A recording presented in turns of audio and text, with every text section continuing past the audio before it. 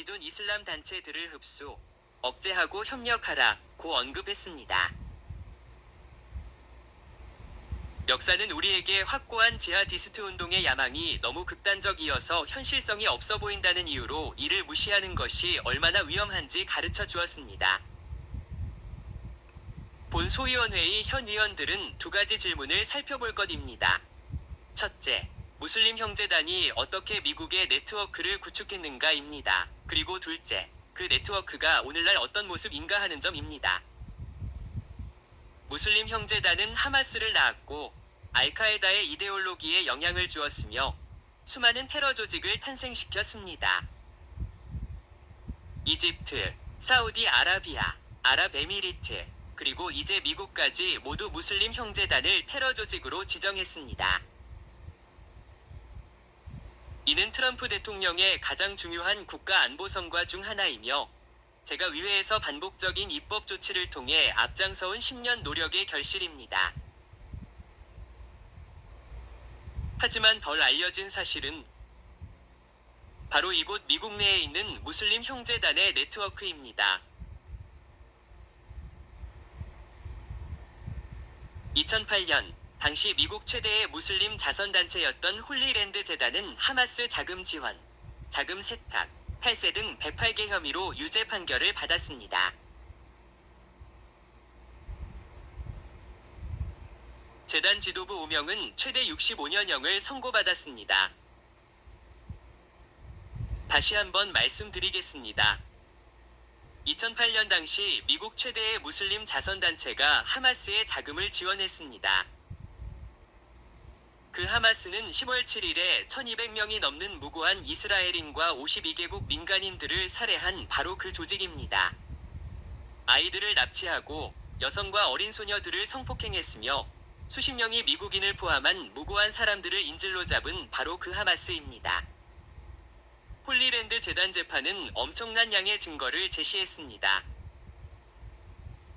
도청 기록, 내부 메모, 조직도, 회의 녹취록은 형제단의 방대한 미국 내 기반 시설을 낱낱이 드러냈습니다. 가장 중요하게는 검찰이 미국 내에서 활동하는 더 광범위한 조직 네트워크라고 주장하는 실체를 밝혀냈습니다. 그 목록에는 북미 이슬람협회, ISNA, 북미 이슬람 신탁, NAIT, 그리고 가장 주목할 만한 미국 이슬람관계위원회, CAIR가 포함되어 있습니다.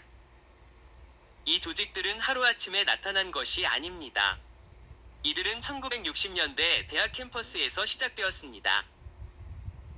이들은 설명 메모에서 기술된 것과 정확히 일치하는 기관 구축 및 연대 구축 방식을 통해 수십 년에 걸쳐 인내심 있게 세워졌습니다.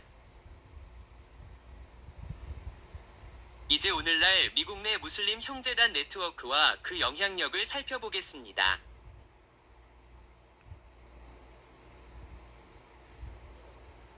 사실 바로 어제 여러 형제단 그룹의 핵심 인물의 사위인 압둘 엘 사예드가 미시간주 상원의원 민주당 예비선거에서 승리했습니다. 이번 청문회에 딱 맞는 타이밍입니다.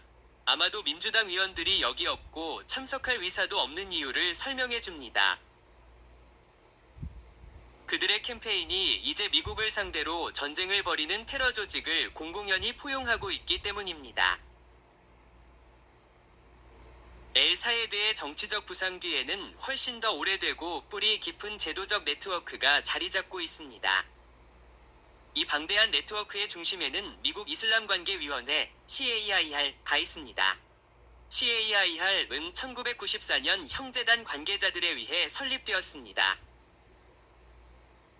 CAIR 설립자인 오마르 아마드와 니하드 아와드는 1993년 필라델피아 회의에서 FBI 도청에 포착되었는데 당시 형제단 지도자들은 오슬로 평화 프로세스를 저해하고 미국 내에서 하마스에 대한 폭넓은 지지를 모으려는 음모를 꾸몄습니다. 몇 달 후 CAIR은 비영리 단체로 등장했습니다. CAIR과 관련된 많은 사람들이 테러와 범죄 활동을 적극적으로 도왔습니다. 예를 들어 CAIR의 고위 관계자 가산 엘라시는 하마스에 1200만 달러 이상을 전달한 혐의로 65년형을 선고받았습니다. 전 CAIR 통신 전문가였던 렌달로 이어는 친구들이 탈레반에 가입하도록 도운 혐의로 13년형을 복역했습니다. CAIR 위 전 지역 사회 문제 담당 이사였던 바셈 카파기는 사기 혐의에 대해 유죄를 인정한 후 추방되었습니다. 그리고 전 케어 미시간 지부 이사인 무타나 알하누티는 2011년 미국 제재 위반 혐의로 유죄 판결을 받았습니다. 이러한 패턴은 우연이 아닙니다. 홀리랜드 재단 기소 사건은이 조직들이 고립되어 운영되지 않아됨을 밝혀냈습니다. 그들은 더 광범위한 무슬림 형제단 생태계의 일부로 기능했습니다. 한 조직이 붕괴하면 다른 조직이 빠르게 나타나는데 종종 같은 인물들이 그 조직을 이끕니다. 홀리랜드 재단 재판 당시 확인된 원래의 형제단 조직 중 하나인 팔레스타인 이슬람 협회 IAP를 생각해 보십시오. IAP가 테러 지원에 대한 민사 책임으로 파산하게 된 후에도 그 지도부는 사라지지 않았습니다. 그들은 단순히 다른 곳에서 다시 나타났습니다. IAP 위 전 회장 인라피크 자비르는 케어의 창립 이사가 되었습니다. 한때 IAP를 포함한 두 형제단 조직에 고용되었던 오사마 아부 이르사이드는 현재 미국 무슬림 팔레스타인 연합 AMP를 이끌고 있습니다.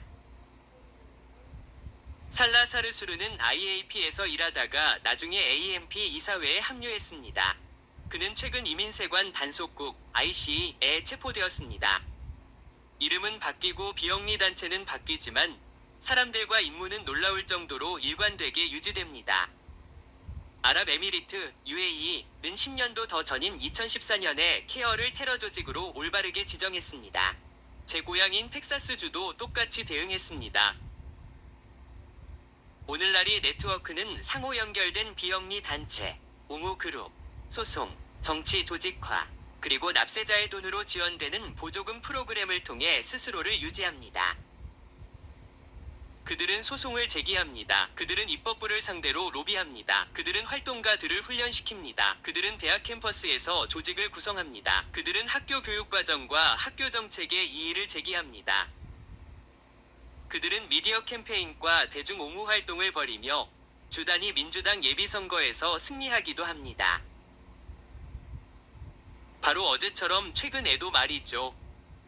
하마스가 이스라엘에서 1200명이 넘는 무고한 사람들을 살해한 10월 7일 이후 케어 지도자들이 어떻게 반응했는지 생각해 보십시오. 홀로코스트 이후 유대인에 대한 가장 치명적인 학살이었습니다. CAIR 위 상임이사이자 공동설립자인 니하드 아와 드는 사람들이 포위망을 돌파하는 것을 보게 되어 기쁘다고 공개적으로 선언했습니다. 기쁘다고요. 그 끔찍한 테러 공격에 대해서 말입니다. 아이들이 요람에서 살해당했는데도 말이죠. 그런데 니하드 아와드는 이른바 기쁘다고 했습니다. 저는 10월 7일에 일어난 일에 대해 제가 본 사진과 영상 자료를 공유할 수조차 없습니다. 그것을 보면 신체적으로 구토가 나올 것이기 때문입니다. 하마스가 학살을 자행한 바로 그날 CAIR 샌프란시스코 지부의 상임이사인 자라빌로는 우리는 팔식민지화를 목격하고 있다 고 게시하며 공격을 축하했습니다. 몇 달 후 그녀는 하마스 지도자 이스마일 하니 얘를 순교자라고 불렀습니다. CAIR 캘리포니아 CEO 후삼 아일루시는 이스라엘은 공격받아야 한다고 말했습니다. 이 점을 명심하십시오.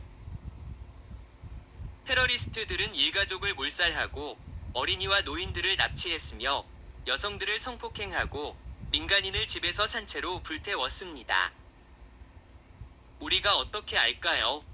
그들이 스스로 영상을 찍었기 때문입니다. 많은 경우 테러리스트들은 잔혹한 범죄를 저지르며 기뻐 날뛰며 알라후 아크바르라고 외치는 영상을 직접 촬영했습니다.